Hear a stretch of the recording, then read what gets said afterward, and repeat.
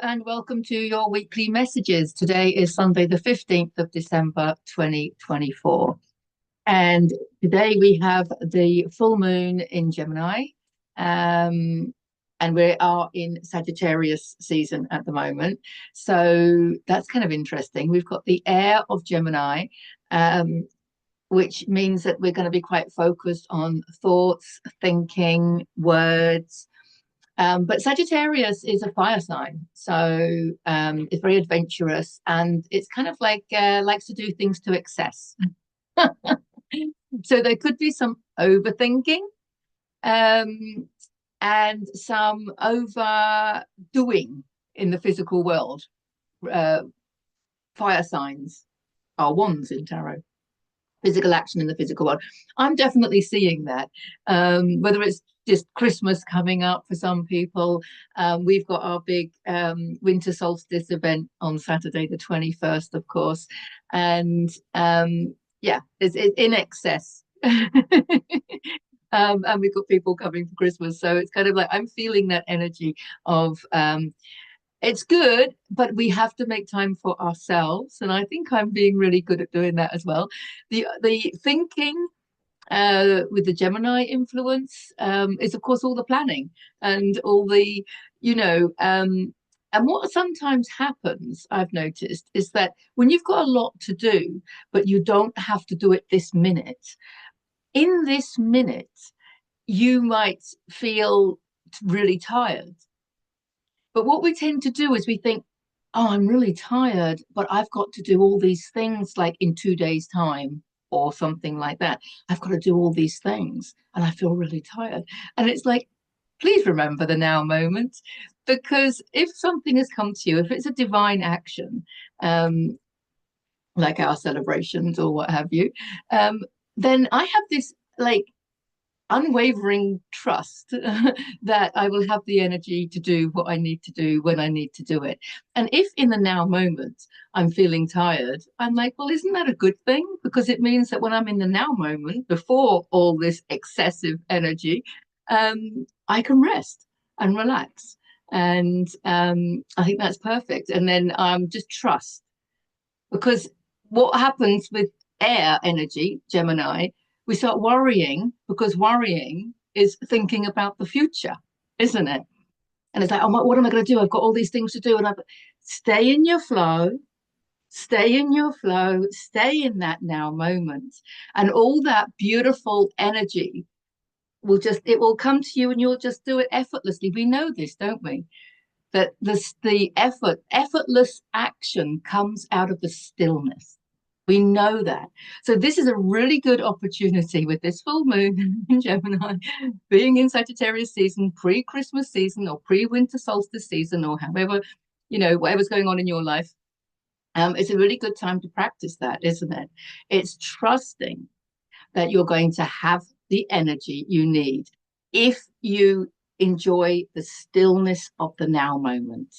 Wow. Yes, yes, yes. That's a good message, isn't it? It'd be interesting to see if the cards back that one up.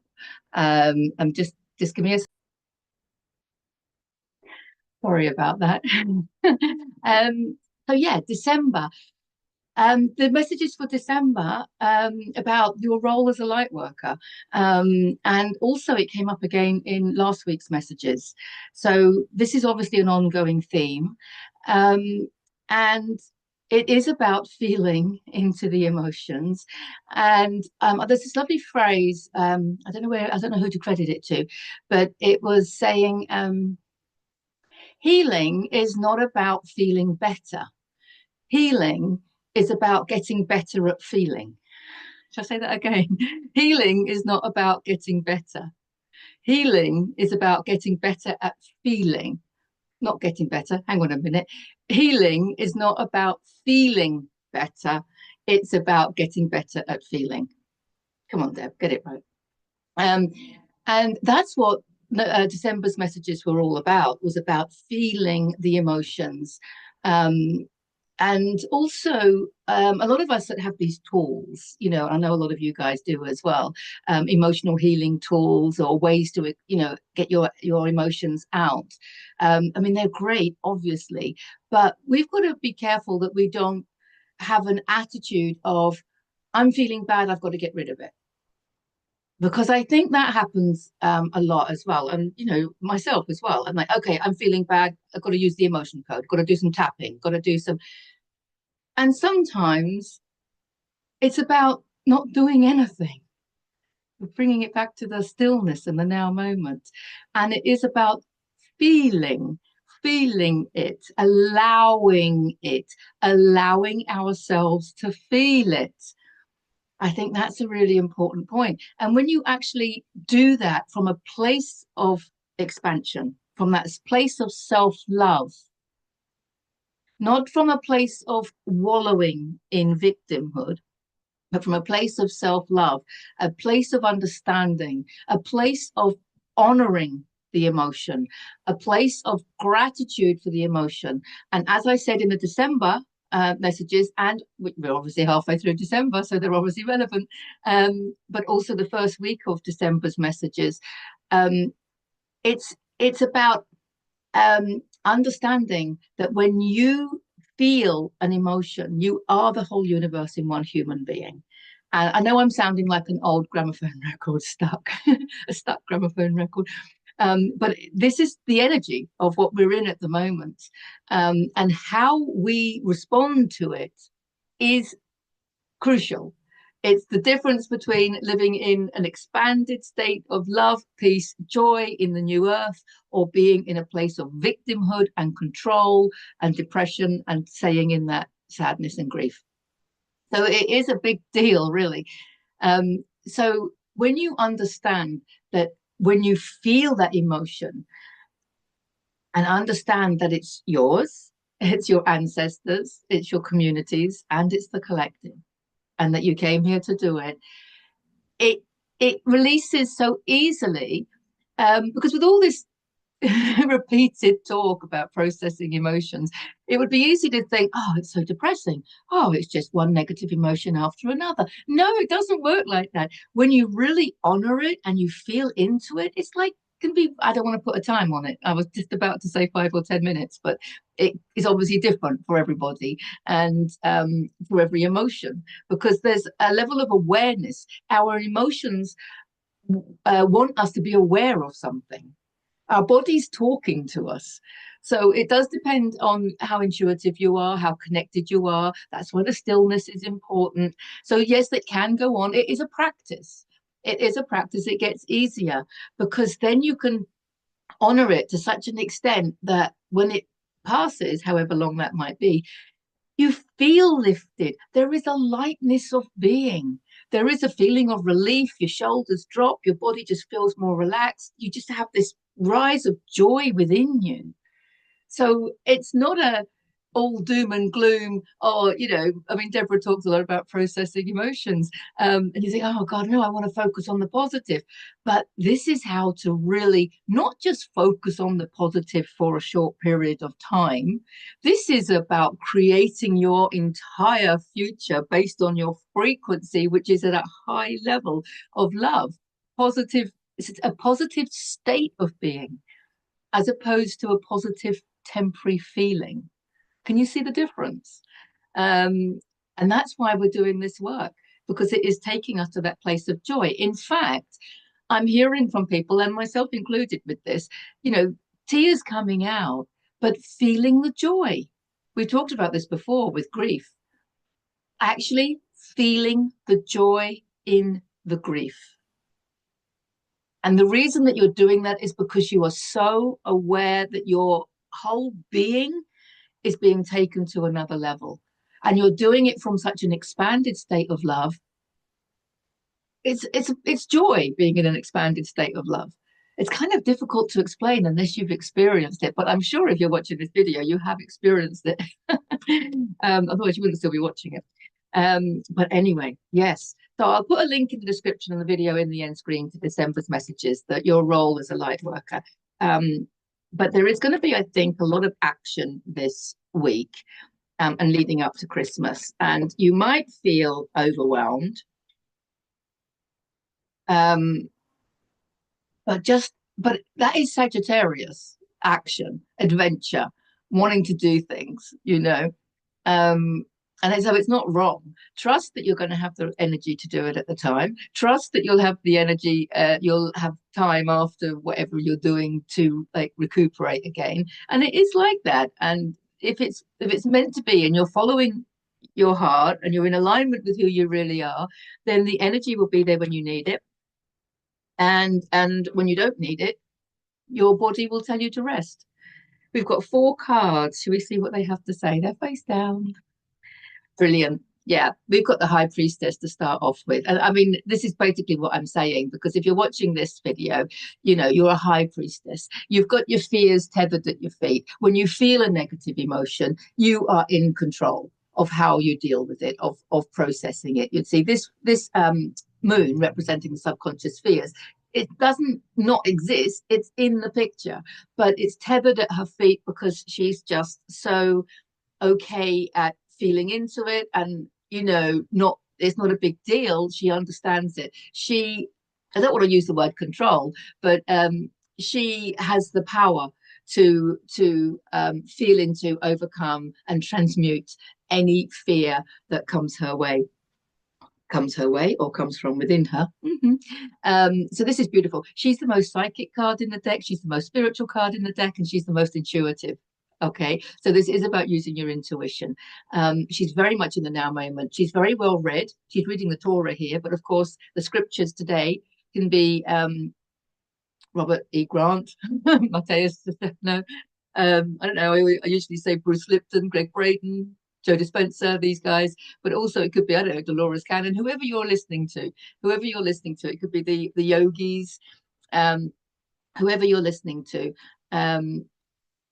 Any of the channelers as well, any of the people, Paul Selig, Sarah Landon, Bashar, Abraham Hicks. These are the people now, aren't they, that are giving us the scriptures, I think. But she is well read.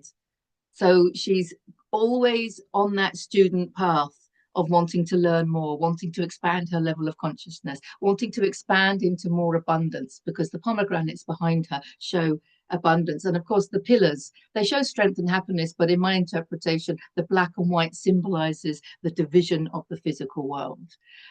So she's, you know, got strength and joy, while she brings that spiritual nature of hers into the physical world, into the physical realm, into the separation, the illusion of separation that we experience when we're in physical form. So this, I think, represents the ability and the power inside all of us. Yeah, look, and we've got the King of Pentacles. He's the one that's got the Midas touch, and because he's come on the heels of her, it is about this stillness. It is about this understanding. I mean, she's read the Kabbalion, the seven Hermetic principles. I'll put a link into that as well. She understands how to sit in that position of love and joy and peace while she's looking at fear and separation and division. She's observing it all from a place of deep understanding, from a place of love, from a place of knowledge. And that's why she then has the Midas touch. The Midas touch is everything that you touch turns to gold, right? Because Pentacles is typically financial, but of course, my interpretation is that it's abundance of all kinds. So the King of Pentacles will be totally abundant in financial security, of course, but also in love, in peace, in harmony, in joy, and health. And he's very stable and grounded, because Pentacles is earth. So he's stable and grounded, like she is. So basically, she's embodying all of her own qualities, but letting us know that when we embody these qualities, it gives us the Midas touch. And this is what we're saying. Anything that you're organizing, if you're organizing a Christmas event, if you're organizing a party, if you're organizing something, a winter solstice event, whatever you're doing, whatever the busyness is that you're feeling, you could be at work having events, Or it could be some other kind of busyness, or people visiting, or you're traveling, whatever it is. But the busyness is going to bring abundance. You wouldn't be doing it if you wouldn't have been called to that excessive energy. He's a king, so there's an excessive energy here. Very Sagittarius, very adventurous. You see, what are you doing?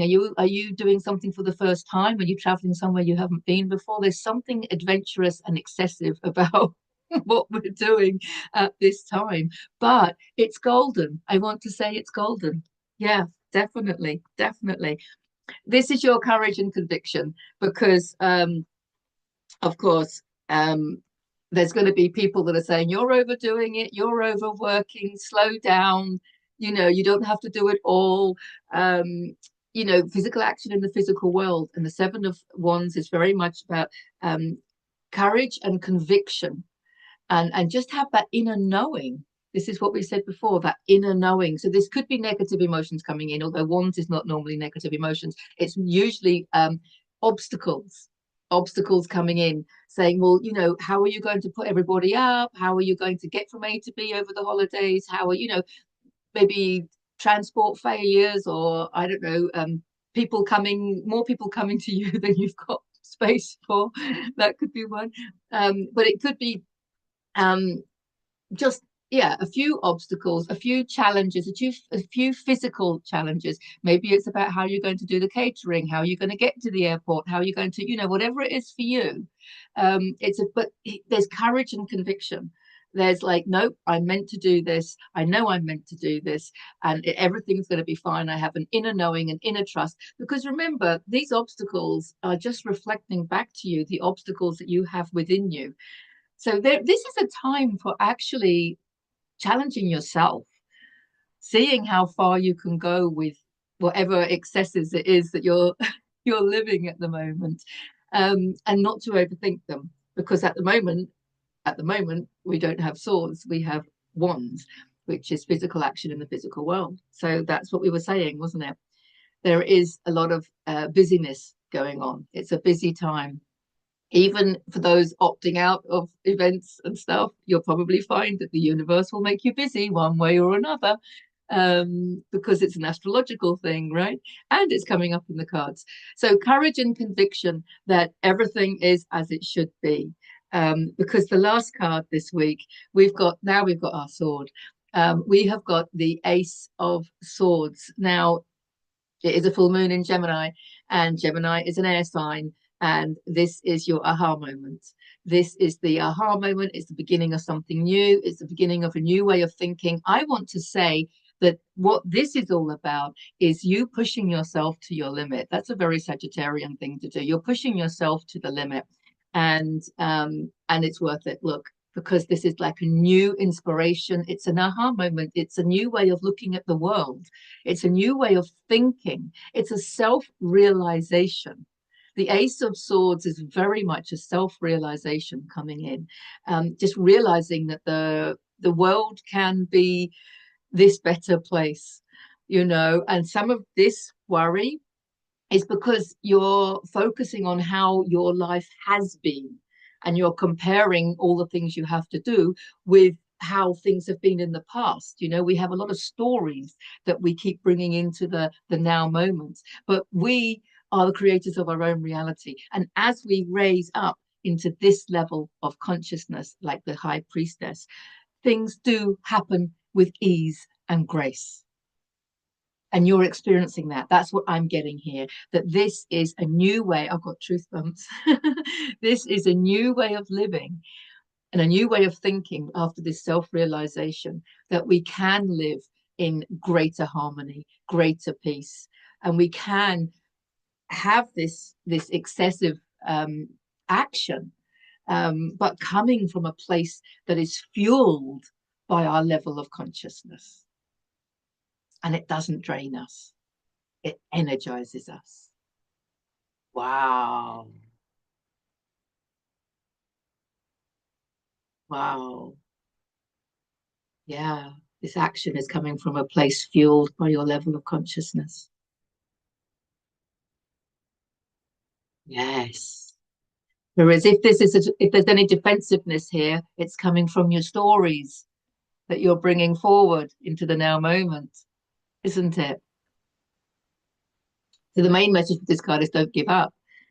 Don't don't listen to the old stories because we are literally creating new stories. Swords, air, words, stories, language, communication. Yeah, Gemini, air, inspiration, ideas, thoughts, beliefs. Yeah, beautiful, beautiful Ace of Swords to end with. But you have to go through the cards. You've got to keep tapped in to her energy, the high priestess. You are the high priestess, even if even if you're male. We just, we just identify with the qualities of these beautiful characters in tarot, but we have the qualities of the high priestess. And that's what's giving us the abundance of security, stability, energy, resources, abundance, health, financial security, giving us everything we need. Just got to get rid of these stories and trust, because we are creating something new. And air is thought processes, and the new earth has to come in from with our thoughts. We create through our beliefs, right? We create through our thinking. So we have to think it before we can bring it into physical manifestation. And that's what this is saying. It's like a beautiful period now where we can think ourselves into the new earth. Wow, it's beautiful, isn't it? Where everything just happens with ease and grace. Wow, I love that. I love that. Have a fantastic week. Thank you for getting to the end of the video. Have a fantastic winter solstice. If you're following me on Facebook or Instagram, I'm sure you will see some pictures of our celebrations on Saturday. And I look forward to seeing you in the next video. Mwah, mwah, mwah. I love you all. Have a fantastic week. Bye for now.